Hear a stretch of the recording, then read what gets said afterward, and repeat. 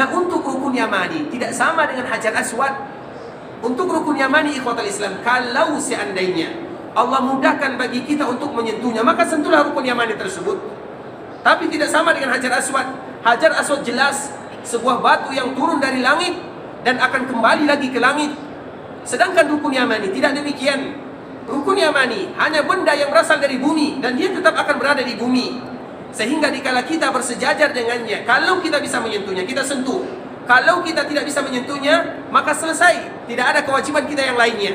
Tidak sama dengan Hajar Aswad. Misalnya memberikan isyarat. Memberikan isyarat itu hanya dilakukan dikala kita sejajar dengan Hajar Aswad, kalau kita tidak bisa menyentuhnya.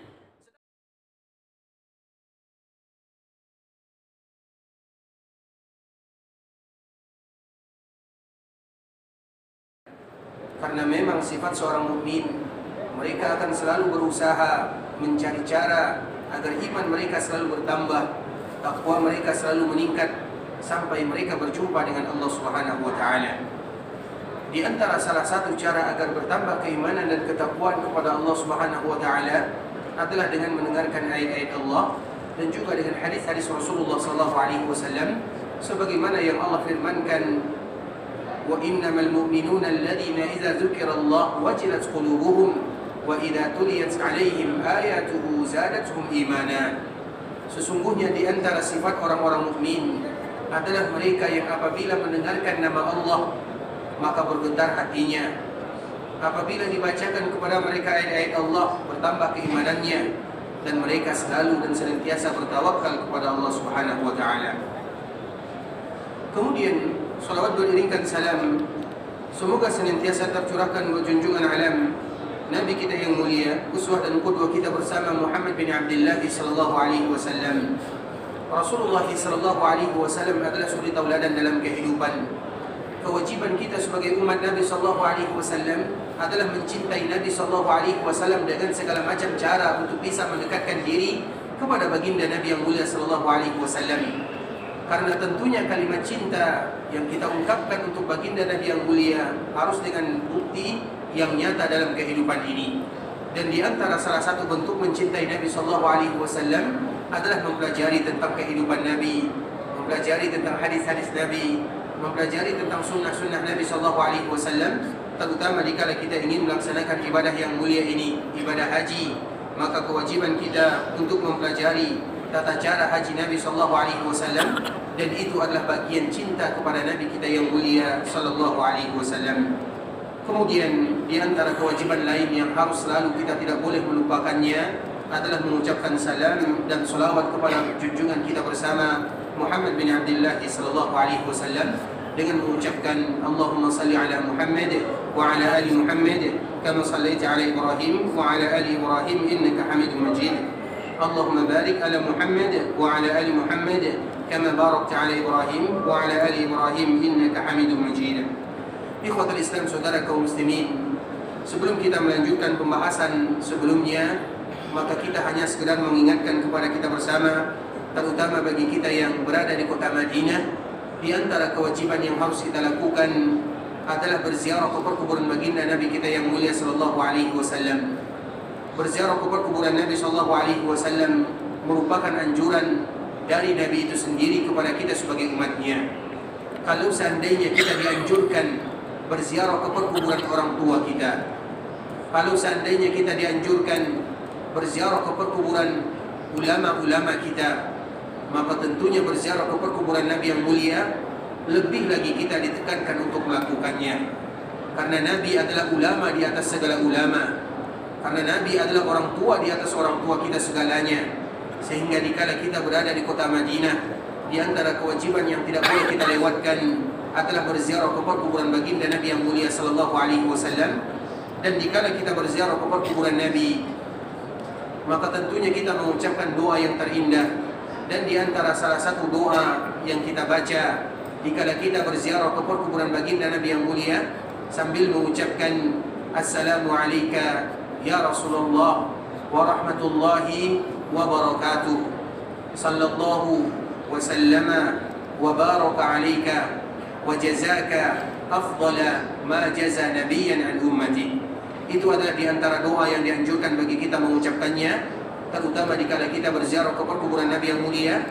Yang pertama adalah kalimat salam. Assalamu alayka ya Rasulullah wa rahmatullahi wa barakatuh. Kemudian kalimat yang kedua adalah ucapan salawat. Sallallahu wa sallama wa baraka alayka. Kemudian yang ketiga adalah doa. Wa jazaka afdala ma jaza nabiyan an ummati. Itu merupakan di antara kewajiban. Kalau seandainya kita tidak mengucapkan doa sama persis sebagaimana tadi yang kita ucapkan, juga tidak menjadi masalah. Karena memang inti daripada kalimat berziarah kepada baginda Nabi yang mulia ada salam dan salawat dan ada doa di dalamnya. Terkumpul tiga makna ini. Kalau seandainya kita bisa mengucapkan sebagaimana tadi yang kita sebutkan, alhamdulillah. Tapi kalau seandainya kita punya doa yang lainnya, selama di dalamnya ada kalimat salam, selama di dalamnya ada kalimat salawat dan kalimat doa, maka juga tidak menjadi masalah. Tapi kalimat ini merupakan kalimat yang paling singkat bagi kita mengucapkannya, terutama dikala kita berziarah ke perkuburan Nabi yang mulia. Assalamu alayka ya Rasulullah wa rahmatullahi wa barakatuh. Sallallahu wa sallama wa baraka alayka wa jazaka afdala ma jaza nabiyan an ummati. Assalamu alayka ya Rasulullah, keselamatan untukmu ya Rasulullah, wa rahmatullahi wa barakatuh, rahmat dan keberkahan dari Allah. Sallallahu wa sallama wa baraka alayka, salawat, salam, berkah semuanya untukmu ya Rasulullah. Wa jazaka afdal, semoga Allah memberikan balasan yang paling afdal. Ma jaza nabiyan an ummati, ketika Allah memberikan balasan kepada para nabinya. Maknanya kita meminta Nabi diberikan balasan yang terbaik dibandingkan dengan semua para nabi dan para rasul, sehingga dengan demikianlah Nabi disebut dengan Sayyidul Anbiya wal Mursalin. Dan memang ikhwatul Islam, kota Madinah ini merupakan di antara kota yang dicintai oleh baginda Nabi yang mulia sallallahu alaihi wasallam. Ketika Nabi sallallahu alaihi wasallam menaklukkan kota Mekah atau yang kita kenal dengan Fathu Mekah, maka Nabi sallallahu alaihi wasallam berjumpa dengan sanak familinya, dengan keluarganya. Namun orang-orang Ansar, mereka cemburu kepada Nabi sallallahu alaihi wasallam. Mengapa mereka cemburu kepada Nabi sallallahu alaihi wasallam? Karena mereka khawatir dikala Nabi sallallahu alaihi wasallam berjumpa dengan keluarganya yang ada di kota Madinah, mereka khawatir Nabi sallallahu alaihi wasallam akan lupa kepada mereka. Dan kita tahu kampung halaman Nabi, tempat kelahiran Nabi, tempat tumpah darah Nabi sallallahu alaihi wasallam adalah kota Mekah. Kota Mekah itu adalah kota yang paling dicintai oleh Allah, kota yang paling dicintai oleh Rasulullah sallallahu alaihi wasallam. Namun Nabi akhirnya diusir dari Mekah, kemudian Nabi pergi ke Madinah. Kemudian setelah sekian lama Nabi berada di Madinah, Allah berikan kemenangan yang luar biasa kepada kaum muslimin. Sebuah kejadian yang Allah abadikan di dalam Al-Quran, Inna fatahna laka fatham mubina, kami berikan kepadamu kemenangan yang nyata. Di antara salah satu maknanya adalah Fathu Makkah yang terjadi pada tahun ke-8 Hijriah. Dikala terjadi Fathu Makkah, Nabi bersua dengan keluarganya, Nabi bersua dengan teman-teman lamanya yang sekarang mereka sudah masuk ke dalam agama Islam. Nabi bercerita dengan mereka, Nabi bercerita bersua dengan orang-orang Makkah, sehingga membuat orang-orang Madinah cemburu kepada Nabi SAW. Maka terdengarlah desas-desus bahwa Nabi SAW sudah mulai lupa kepada kota Madinah. Terdengarlah berita oleh Nabi SAW bahwa orang-orang Madinah sudah mulai cemburu kepada Nabi SAW. Kecemburuan ini muncul karena terlalu cinta mereka kepada Nabi SAW, yang mereka khawatirkan Nabi lupa kepada mereka. Kemudian di ikhwatul Islam, akhirnya Nabi SAW memanggil orang-orang Madinah.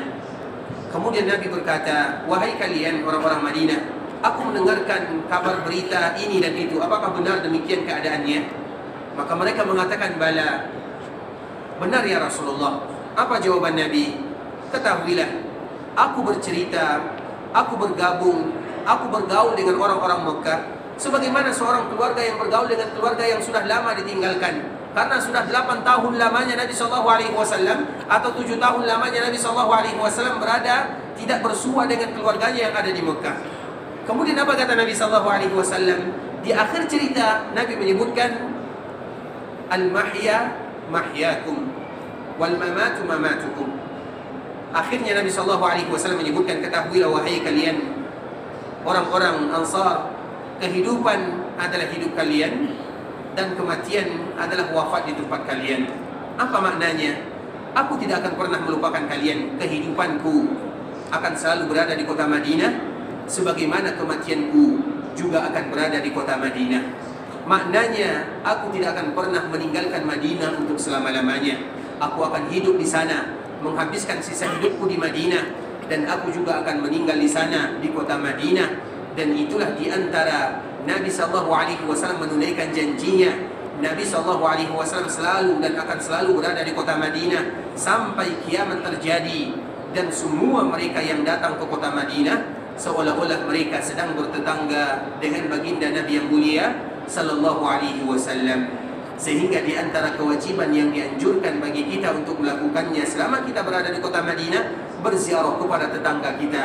Dan tetangga kita adalah Muhammad bin Abdullah sallallahu alaihi wasallam. Tentunya kita akan mengucapkan kalimat-kalimat terindah, terutama sebelum kita meninggalkan kota Madinah. Jangan kita tinggalkan kota Madinah sebelum kita menyapa, mengucapkan salam, mengucapkan salawat kepada tetangga kita Nabi yang mulia.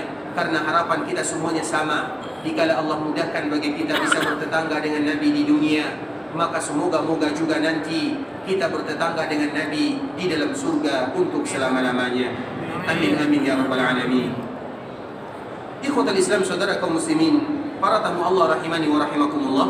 Sekarang kita akan lanjutkan pembahasan kita yang sebelumnya telah kita jelaskan, yaitu masih berkaitan dengan tawaf. Dan kemarin telah kita jelaskan bagaimana keadaan tawaf. Kemudian dikala kita tawaf ikhwatal Islam, tidak ada doa yang betul-betul dikhususkan. Bebas bagi kita mau mengucapkan doa apa saja. Bahkan kalau ada di antara kita yang baca Quran juga tidak menjadi masalah. Satu-satunya doa yang dikhususkan adalah antara rukun Yamani dan Hajar Aswad. Dan kita semua tahu doanya, Rabbana atina fid dunya hasanah wa fil akhirati hasanah wa qina adzabannar. Dan kita ulang sedikit saja ikhwatul Islam. Untuk Hajar Aswad, kemarin kita berikan 3 alternatif. Yang pertama, kalau bisa bagi kita menciumnya, maka kita ciumlah Hajar Aswad tersebut. Yang kedua, kalau kita bisa menyentuhnya baik dengan tangan ataupun dengan alat yang lainnya, maka kita mencium alat atau tangan atau benda yang tadi menyentuh Hajar Aswad. Kemudian alternatif yang ketiga, kalau kita tidak bisa menciumnya atau mencium benda yang menempel atau yang memegangnya, maka kita cukup memberikan isyarat. Itu kalau seandainya kita berada di Hajar Aswad. Sedangkan dikala kita berada di Rukun Yamani ini ikhwatul Islam, kemarin kita telah menyebutkan kenapa disebut dengan Rukun Yamani, karena dia berada di kanannya Hajar Aswad. Yamin itu artinya bagian kanan. Atau Rukun Yamani itu adalah menunjuk arah sebuah daerah yang bernama Yaman. Karena daerah Yaman ikhwatul Islam, kita selalu menyebutkan Yaman itu bukan Yaman sekarang. Yaman itu setelah Taif. Kita tahu Taif itu jaraknya dari Mekah kurang lebih 200 kilo. Nah, di belakang Taif sampai ke Yaman sekarang semuanya disebut dengan Yaman. Maka Rukun Yamani ini disebut dengan Rukun Yamani. Sehingga kita kenal para sahabat Nabi SAW diutus ke Yaman. Yaman mana? Yaman itu luas sekali. Sebagaimana misalnya kita sebutkan daerah Syam. Syam itu luas sekali, mencakup beberapa negara. Begitu juga dengan Yaman. Yaman itu disebut dengan Yaman mulai dari belakang Taif sampai ke Yaman tersebut, itu semuanya disebut dengan Yaman. Karena Yaman ini diberikan pujian oleh Allah Subhanahu wa taala dan juga diberikan pujian oleh Rasulullah sallallahu alaihi wasallam. Yaman iman. Yaman itu iman karena mereka itu orang-orang yang lembut hatinya. Kemudian mereka yang mudah bermuamalahnya, itu Yaman. Tapi Yaman yang mana? Yaman mulai dari Taif, sebelakang Taif sampai ke Yaman yang ada kita saksikan sekarang ini. Semuanya disebut dengan Yaman. Maka rukun Ka'bah itu disebut dengan rukun Yamani. Nah, untuk rukun Yamani tidak sama dengan Hajar Aswad. Untuk rukun Yamani ikhwatul Islam, kalau seandainya Allah mudahkan bagi kita untuk menyentuhnya, maka sentuhlah rukun Yamani tersebut. Tapi tidak sama dengan Hajar Aswad. Hajar Aswad jelas sebuah batu yang turun dari langit dan akan kembali lagi ke langit. Sedangkan rukun Yamani tidak demikian. Rukun Yamani hanya benda yang berasal dari bumi dan dia tetap akan berada di bumi. Sehingga dikala kita bersejajar dengannya, kalau kita bisa menyentuhnya, kita sentuh. Kalau kita tidak bisa menyentuhnya, maka selesai. Tidak ada kewajiban kita yang lainnya. Tidak sama dengan Hajar Aswad. Misalnya memberikan isyarat. Memberikan isyarat itu hanya dilakukan dikala kita sejajar dengan Hajar Aswad, kalau kita tidak bisa menyentuhnya. Sedangkan rukun Yamani berbeda dengan Hajar Aswad. kemudian dari rukun Yamani sampai kepada Hajar Aswad, maka kita mengucapkan Rabbana atina fid dunya hasanah wa fil akhirati hasanah wa qina adzabannar. Kemudian ikhwatul Islam, setelah kita berputar putaran yang ketujuh, ingat, di antara salah satu kewajiban yang harus kita ketahui, dikala kita tawaf, tawaf itu sama dengan salat. Hanya saja kata Nabi, di dalam kita bertawaf boleh bagi kita berkata-kata atau berbicara, sedangkan di dalam salat tidak boleh. Kenapa Nabi SAW menyamakan? Di antara persamaan yang Nabi menyamakan antara tawaf dengan salat adalah masalah syaratnya, yaitu masalah kita bersuci dikala kita melaksanakan ibadah tersebut. Makanya dikala kita tawaf, tidak boleh bagi kita batal wuduknya, dan itu merupakan jumhur para ulama. Jumhur para ulama menyebutkan di antara syarat itu adalah sesuatu yang ada di luar ibadah. Tapi kalau dia tidak ada, maka tidak sah ibadahnya. Makanya ada rukun, ada syarat. Apabila kita menyebutkan rukun, maka rukun itu sesuatu yang ada di dalam ibadah. Seperti misalnya rukun salat apa? Takbiratul ihram. Rukun salat apa? Al-Fatihah.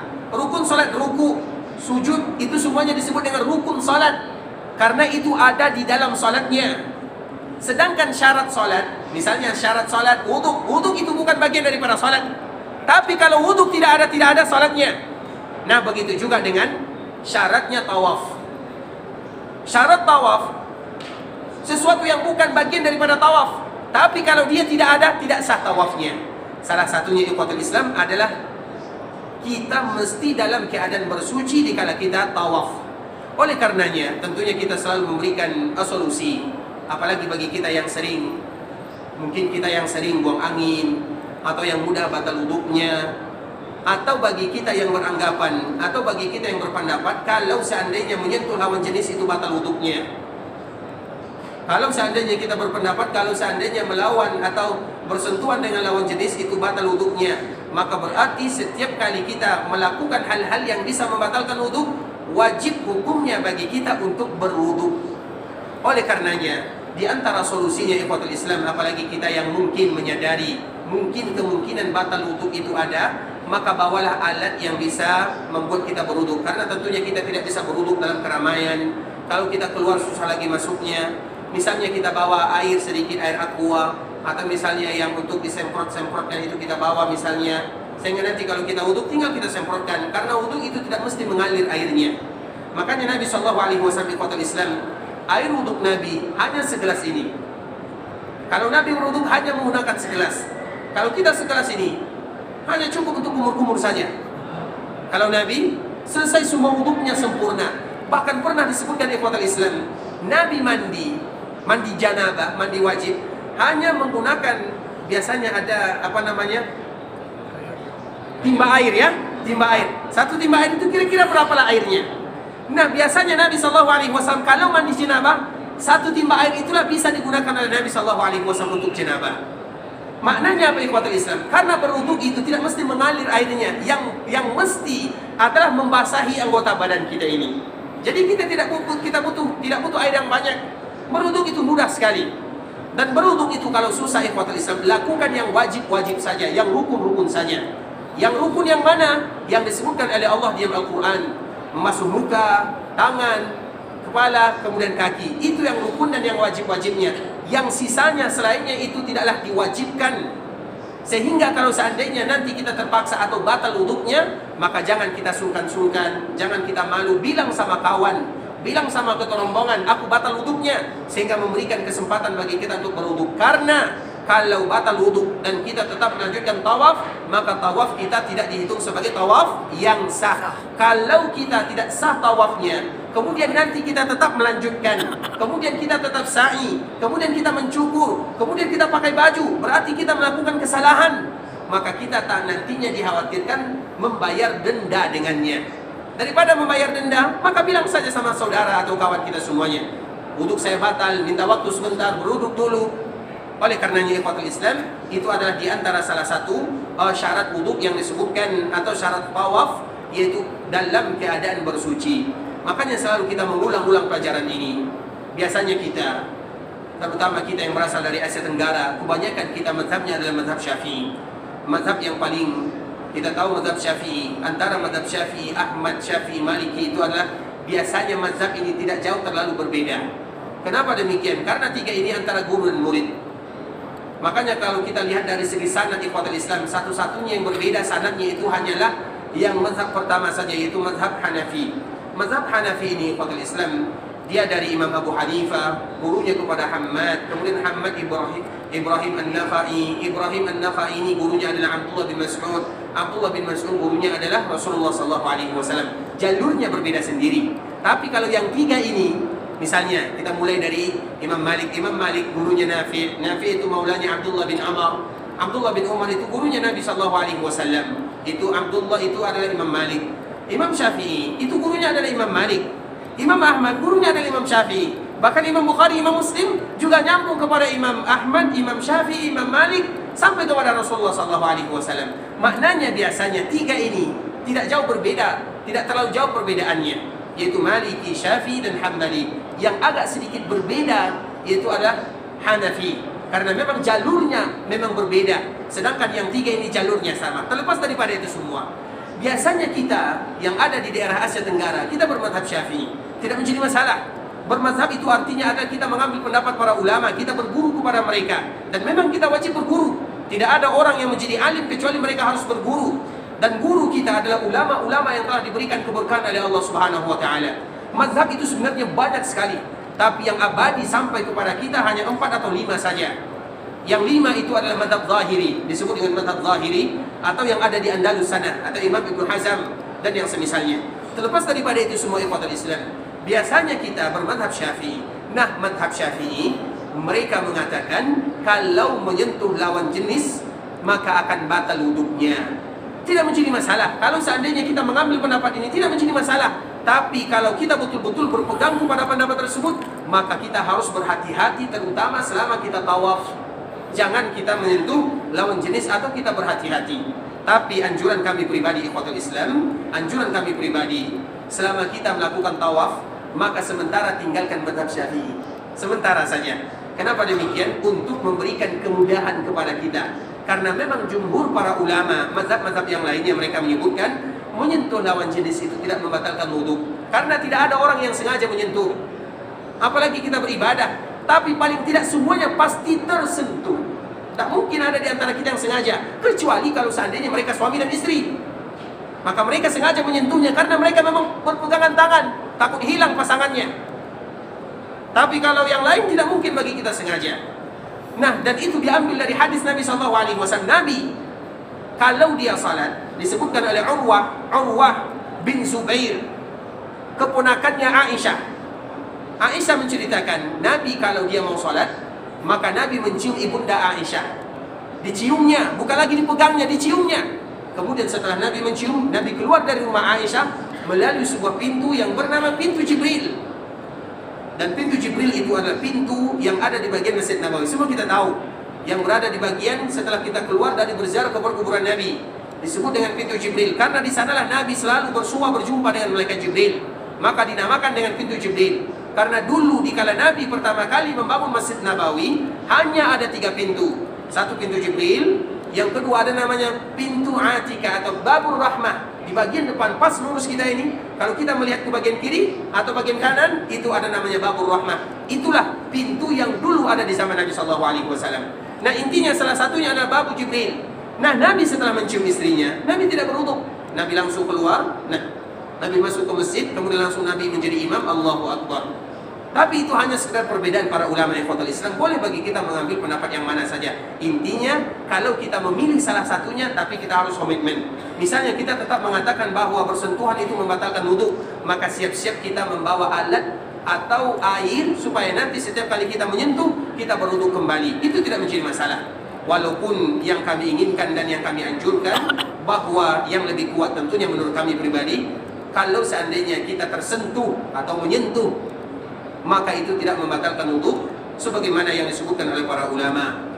Kemudian di ikhwatul Islam itu dikala kita tawaf. Makanya yang paling berbahaya dikala tawaf itu adalah masalah bersucinya.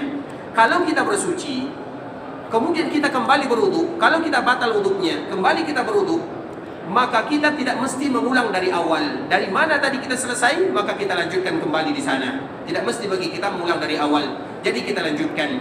Kalau seandainya kita ragu di dalam bertawaf, maka ambillah kemungkinan yang terkecil. Kita ragu antara 5 dengan 4. Semua kita ragu, misalnya kita sudah tawafnya 4 kali atau 5 kali, maka ambillah kemungkinan yang terkecil. Kita ambil kemungkinan 4 kali. Karena nanti kalau kita ambil kemungkinan 5 kali, bisa jadi kita tawaf baru 4 kali, sehingga kita tidak sempurna tawafnya. Jadi ambil kemungkinan yang terkecil.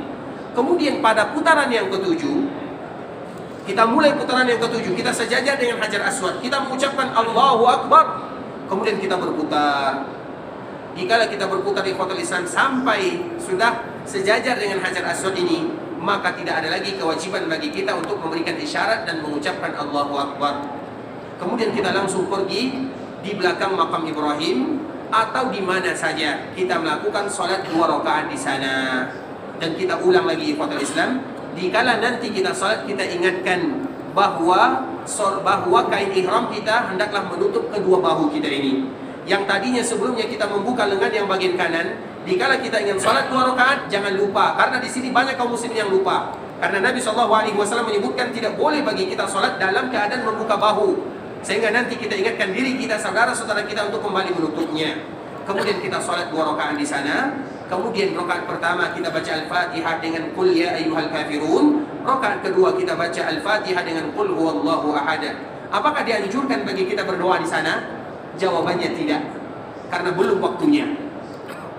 Bukan berarti tidak boleh ikhwatul Islam, tapi anjurannya tidak. Tapi kalau ada di antara kita yang berdoa, boleh atau tidak? Boleh, di mana saja kita berdoa bebas, tapi ada tempatnya. Kemudian ikhwatul Islam, setelah kita salat, maka kewajiban kita yang berikutnya adalah sebelum pergi ke sofa, kita harus dulu minum air zam-zam. Untuk air zam-zam ini ikhwatul Islam dianjurkan bagi kita minum. Dan zam-zam ini kita tahu, zam-zam itu disebut dengan zam-zam, itu adalah cerita ibunda kita Hajar dan Ismail alaihi wassalam.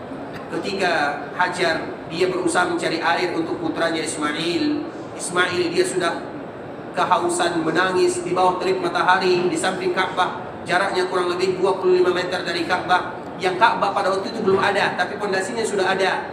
Kemudian dia menangis. Allah utus malaikat Jibril. Dan kita tahu malaikat Jibril adalah malaikat yang paling besar. Dia punya 600 sayap. Satu sayap itu bisa menutup separuh bumi. Namun dengan kekuasaan Allah turunkan malaikat Jibril. Kemudian malaikat Jibril ini ikhwatul Islam memukul tanah dengan sayapnya. Dengan pukulan itulah keluar air. Dikala air ini keluar, dilihat oleh ibunda kita Hajar yang sedang tawaf. Karena sa'i itu juga disebut dengan tawaf. Sa'i disebut dengan tawaf, disebut dengan sa'i juga tidak menjadi masalah. Dia tawaf atau dia sa'i antara Safa dan Marwah. Dikala dia melihat ada air muncul di samping anaknya, maka dia bergegas berlari melihat air tersebut. Dikala dia melihat air ini, maka dia menutup airnya. Karena airnya mengalir ke kanan, ke kiri, ke belakang, ke depan, maka tentunya dia bikin bendungan supaya dia bisa minum darinya. Sehingga dikala dia menutup air ini sambil mengatakan zam, zam, zam. Zam itu artinya ditutup, jangan mengalir. Akhirnya sampai sekarang disebut dengan air zam-zam. Nah, sehingga dengan kejadian yang dilakukan oleh ibunda kita Hajar, apa kata Nabi SAW? Rahimallahu Hajar. Semoga Allah Subhanahu wa taala merahmati ibunda kami Hajar, karena Hajar itu adalah ibunda Nabi SAW. Dan kita harus tahu ikhwatul Islam, silsilah yang paling mulia adalah silsilah Nabi SAW. Karena memang Nabi SAW diutus dari Dzu Nasab, yaitu nasab yang paling mulia. Dan memang itu adalah nasab semua para Nabi dan para Rasul mulia. Tidak ada para Nabi dan para Rasul kecuali memiliki nasab yang mulia. Dan yang paling mulia adalah nasab baginda Nabi yang mulia. Dan jalurnya sampai kepada Ismail, ayahnya Ibrahim, ibunya siapa? Hajar. Hajar itu siapa? Hajar itu ikhwatul Islam, dia itu adalah seorang permaisuri, seorang ratu. Kemudian dikala terjadi peperangan, kita tahu dulu terjadi peperangan, kalau yang kalah ditangkap. Maka kalahlah keluarga Hajar alaihissalam, dia termasuk orang yang ditangkap. Maka dia, walaupun dia ditangkap, tapi dia tetap menjadi seorang ratu di sana. Kemudian pada akhirnya orang Mesir ini yang menangkap ibunda Hajar alaihissalam, Dikala Ibrahim datang bersama Sarah, dihadiahkan kepada mereka berdua, sehingga pada akhirnya Hajar menjadi milik Sarah. Kemudian Sarah menghadiahkan kepada Nabi Ibrahim. Kemudian Nabi Ibrahim menikahi Hajar. Kenapa kita ingin menyebutkan yang demikian? Agar kita tahu dari mana nasab Nabi SAW, nasab yang paling mulia. Hajar itu bukan seorang budak. Iya budak, tapi diperbudak, tapi asal muasalnya adalah seorang ratu, seorang yang terpandang. Itulah ibunda kita Hajar alaihissalam. Maknanya karena Hajar ini adalah nenek Nabi SAW. Makanya dikala Hajar ini menutup air Zam-Zam yang tadi keluar dari bumi, apa kata Nabi SAW? Rahimallahu Hajar. Allah merahmati ibuku Hajar, semoga Allah merahmatinya. Kenapa Nabi mengatakan yang demikian? Kenapa dia menutup air Zam-Zam ini? Kalau dia tidak menutupnya, maka Zam-Zam itu akan mengalir ibarat sungai, dan akan ada sungai di Makkah Al-Mukarramah dari Zam-Zam yang sangat mulia. Tapi ikhwatul Islam, tentunya itu merupakan semuanya takdir Allah. Kalau seandainya ibunda kita tidak membuat yang demikian, kalau seandainya di Makkah itu ada sungai Zam-Zam, bagaimana pula kita tawaf? Tak mungkin kita tawaf dalam keadaan air di sana. Maknanya ikhwatul Islam, Nabi menyebutkan yang demikian untuk menunjukkan kemuliaan ibunya Hajar alaihissalam. Dan Hajar melakukan yang demikian, ada hikmah yang luar biasa dari Allah. Dan alhamdulillah sampai sekarang kita bisa menikmati Zam-Zam, sebuah minuman yang Nabi SAW menyebutkan innaha mubarakah. Innaha mubarakah. Itu adalah air yang paling mengandung keberkahan. Dan selalu kita menyebutkan ikhwatul Islam, selama kita berada di tanah haram, baik itu Makkah, Madinah, dianjurkan bagi kita hanya minum dari air Zam-Zam saja. Air mineral yang lainnya, jus-jus yang lainnya itu yang nomor sekiannya, Zam-Zam yang pertama. Karena kita tidak mungkin lagi bisa menikmatinya dengan kenikmatan yang indah kecuali dikala kita berada di tanah haram Makkah dan Madinah.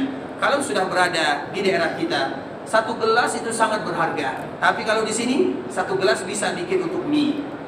Jadi berbeda maknanya ikhwatul Islam. Maknanya semuanya kita manfaatkan. Dan dikala kita minum Zam-Zam, kita anjurkan kita minum Zam-Zam itu ikhwatul Islam sampai betul-betul puas. Jangan minum Zam-Zam 1 atau 2 gelas, minimal 5 gelas lah. 1 kali salat 5 gelas, berarti 2 salat 10 gelas.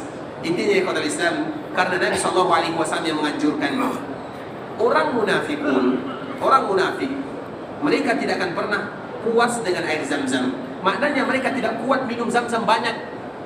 Dan kita tidak mau demikian. Jadi kita memerintahkan kita minum Zam-Zam banyak itu bukan karena tidak ada dalilnya, supaya kita terhindar dari sifat kemunafikan. Jadi kita merasa puas dengan minum Zam-Zam. Maknanya harus minum banyak, makanya jangan minum 1 gelas 2 gelas, tekor kita. Makanya 5, 10. Ada yang kuat 10? Kami rasa sampai sekarang belum ada yang berani ya. Tapi setelah ini nanti berani coba ya. Tapi cari waktu-waktu yang kita mudah melakukannya. Kalau setelah maghrib minum 10, 5 kali kita ke WC.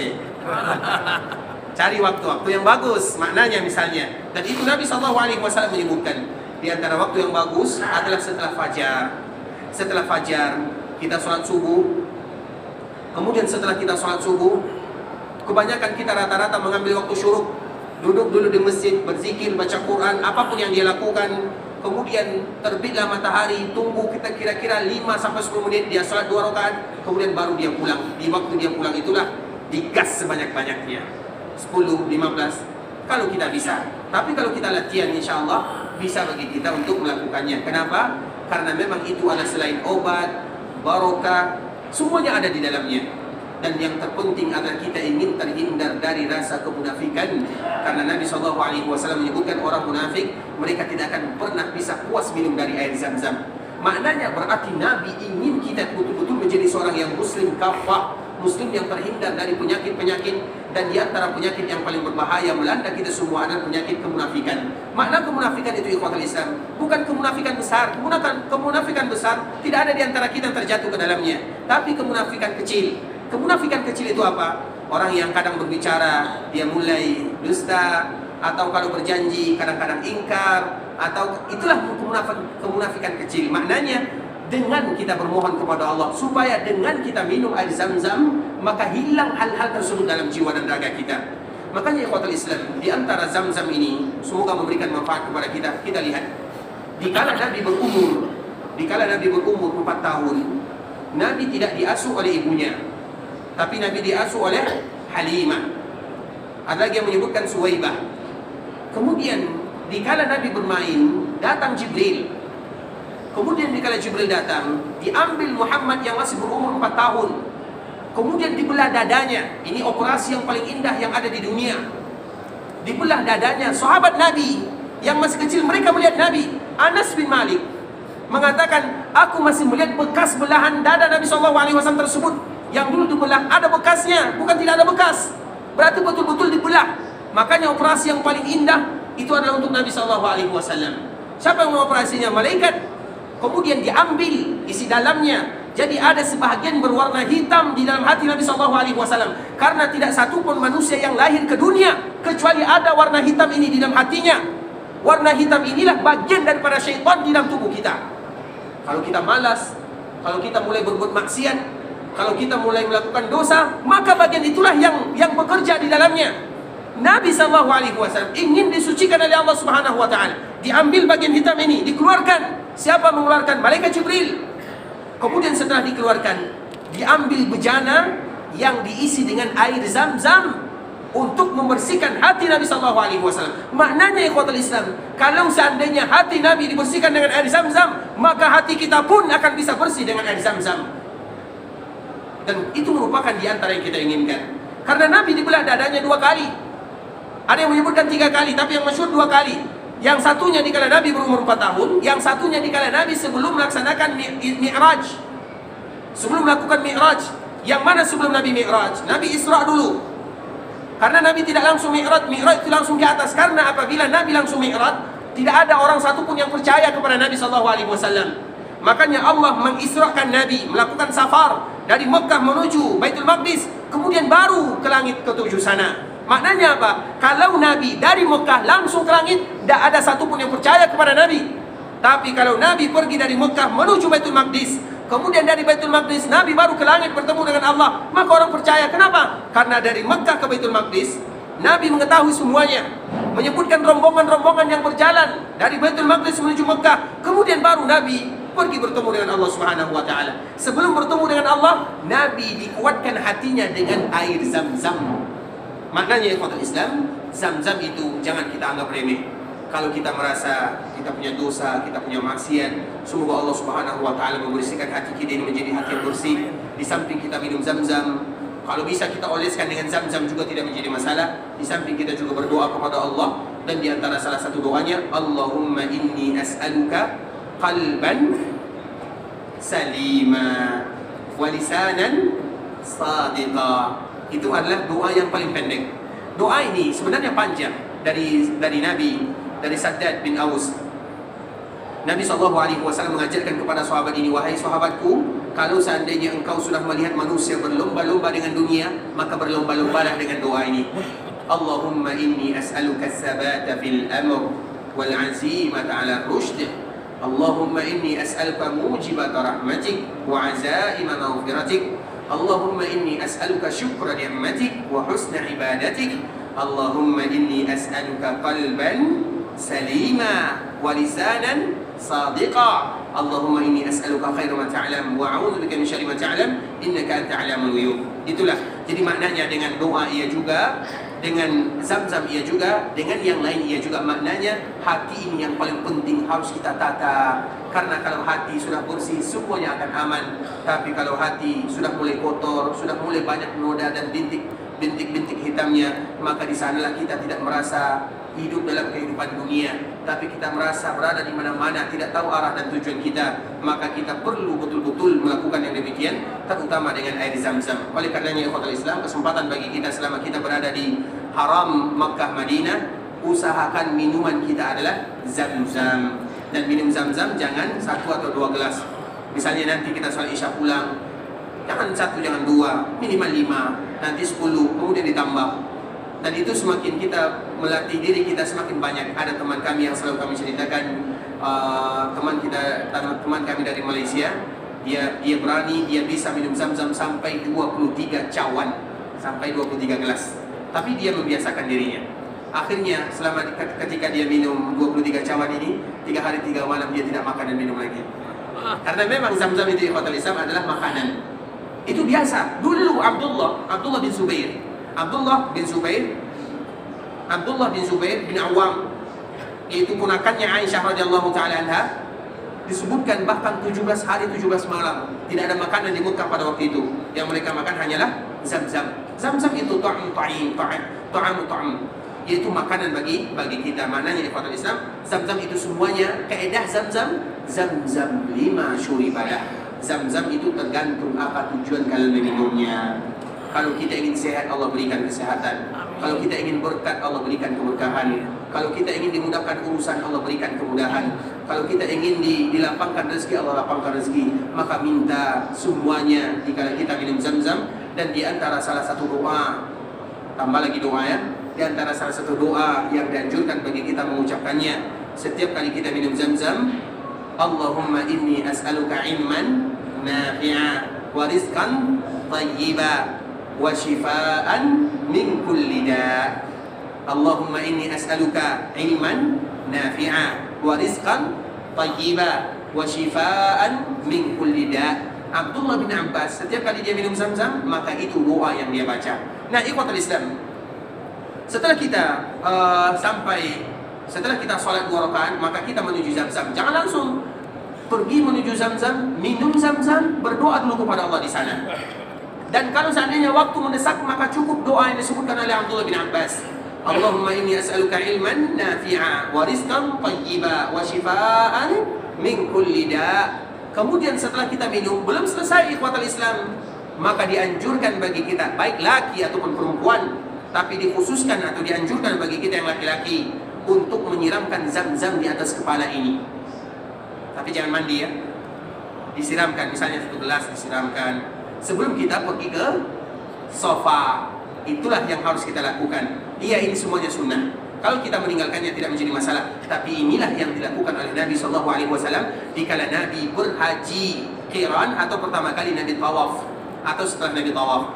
Kemudian setelahnya kita baru menuju Bukit Safa. Dikala kita pergi menuju Safa, maka yang kita baca ada firman Allah yang ada di dalam Al-Quran, Inna Safa wal Marwata min syairillah. Kemudian abda'u bima bada'allahu bih, aku memulai dengan apa yang Allah mulai. Maknanya kita memulai dari Bukit Safa. Kalau kita tidak hafal juga tidak menjadi masalah, tapi dianjurkan bagi kita membacanya. Kemudian ketika kita sampai di Bukit Safa, disitulah doa dikabulkan oleh Allah Subhanahu wa Ta'ala. Maka jangan kita bergegas-gegas meninggalkan Safa, terutama di awal kita sampai di sana. Ketika kita sampai di Safa, dianjurkan bagi kita naik ke atasnya. Kalau tidak naik juga tidak menjadi masalah, tapi dianjurkan naik kalau ada tempat dan kalau ada kesempatan. Kemudian menghadaplah ke arah Ka'bah. Kemudian angkat kedua tangan sambil berdiri kalau kita bisa. Kalau tidak bisa sambil duduk atau dalam keadaan yang apa saja yang kita sanggup untuk melakukannya. Kemudian ucapkanlah memuji Allah, alhamdulillah, berselawat kepada Nabi. Kemudian kita mengucapkan la ilaha illallah wahdahu la syarikalah, lahul mulku wa lahul hamdu wa huwa ala kulli syai'in qadir. Mulailah berdoa di sana. Kemudian ketika kita mulai berdoa, maka ulang lagi la ilaha illallah wahdahu la syarikalah, lahul mulku wa lahul hamdu wa huwa ala kulli syai'in qadir. Sambung lagi doanya. Kemudian setelah kita sambung, ulang lagi la ilaha illallah wahdahu la syarikalah, lahul mulku wa lahul hamdu wa huwa ala kulli syai'in qadir. Sambung lagi doanya, baru tutup dengan Rabbana atina, kemudian selawat kepada baginda Nabi yang mulia sallallahu alaihi wasallam. Dan itu dilakukan di Bukit Safa dan di Bukit Marwah kalau kita sanggup dan bisa, karena memang di sanalah doa itu dikabulkan oleh Allah Subhanahu wa Ta'ala. Makanya tadi dari awal tidak ada tempat berdoa yang pas. Di tawaf kalau berdoa silahkan, kalau tidak juga tidak menjadi masalah. Setelah kita salat berdoa juga tidak menjadi masalah, kalau tidak juga tidak menjadi masalah, karena ada tempat yang paling indah berdoa di sana dan Nabi lama sekali berdoa di sana.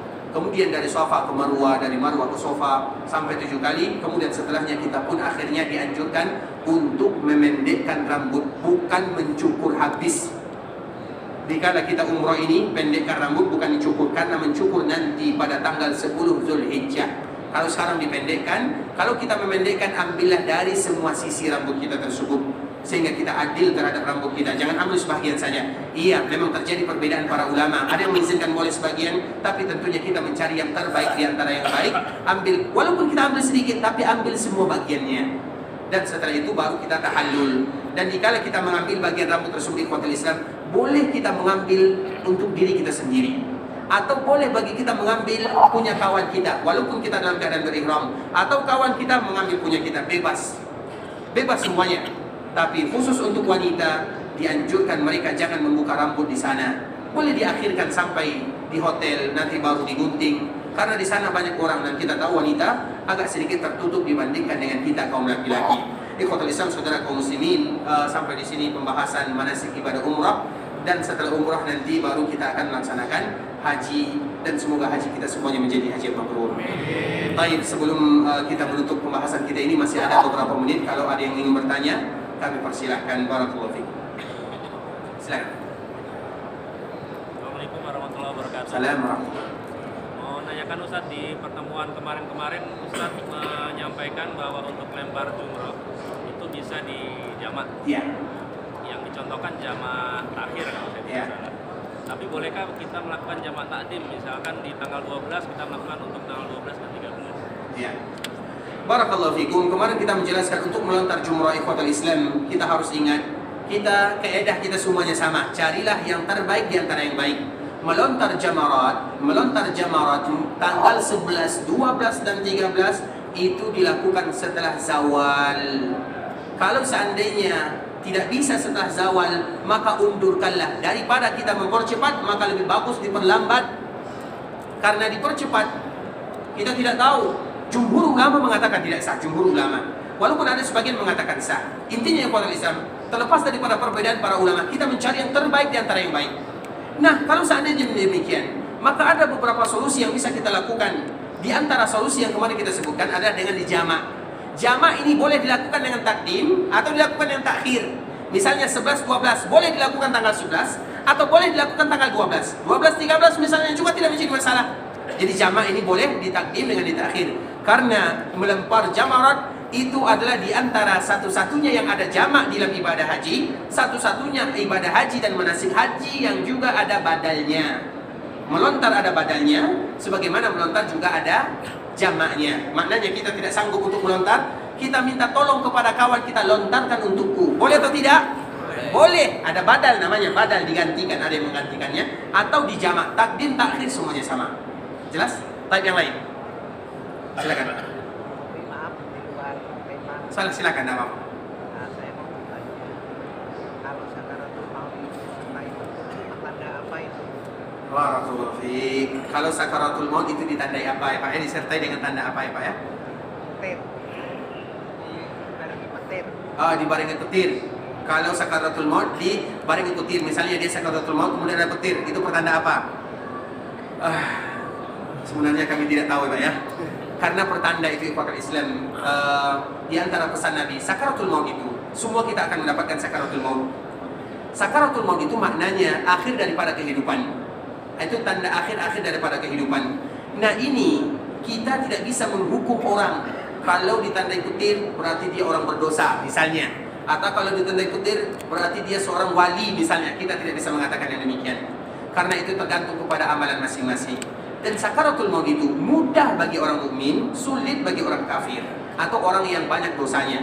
Bagi mereka yang mukmin, ibarat kita menuangkan air. Mudah atau sulit? Mudah sekali kita tuangkan air di dalam gelas. Seperti itulah keluar roh. Jadi roh itu ikhwatul Islam, keluarnya dari atas. Makanya orang yang sakarat, kadang-kadang mereka matanya terbelalak. Apabila ada orang mata terbelalak, itu tanda apa kira-kira? Nah, ada orang yang matanya seperti ini. Tanda apa? Tanda dia mengikuti rohnya. Karena roh itu akhirnya diikuti oleh mata. Pada akhirnya karena roh itu keluar dari atas, maka mata marah atas. Makanya Nabi menyunnahkan kepada kita untuk menutup mata mereka yang demikian. Bukan karena dia jahat, tidak, tapi karena memang mengikuti roh tersebut. Abu Hurairah dikala disebutkan dengan tentang sakaratul maut, ahlan bil maut, dia menyebutkan selamat datang wahai kematian. Kenapa? Karena dia tahu dia orang baik. Tapi bagi mereka yang tidak baik, itu ibarat ditarik, ibarat duri yang ditarik dari daging. Dan kita tidak mau demikian. Dan semoga kita semua diberikan husnul khatimah. Amin. Barakallahu fiik. Yang lain kami persilakan. Semuanya jelas insyaallah taala.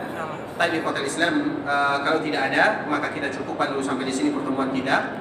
Dan insyaallah kalau seandainya insyaallah besok kita akan tetap, kalau insya Allah tetap kita akan melakukan pengajian setelah maghrib. Tapi bagi saudara-saudara kita yang ingin meninggalkan kota Madinah, maka kita selalu berharap kepada Allah Subhanahu wa taala agar Allah Subhanahu wa taala memberikan keberkahan kepada mereka semua, dan kepada kita yang juga masih tinggal di Madinah, Allah berikan kepada kita istiqamah agar selalu beribadah kepada Allah Subhanahu wa taala. Karena tidak ada harapan yang paling mulia kecuali istiqamah di dalam agama Allah. Dan jika kita istiqamah, harapan kita adalah bagaimana kita wafat dalam keadaan beribadah kepada Allah Subhanahu wa taala.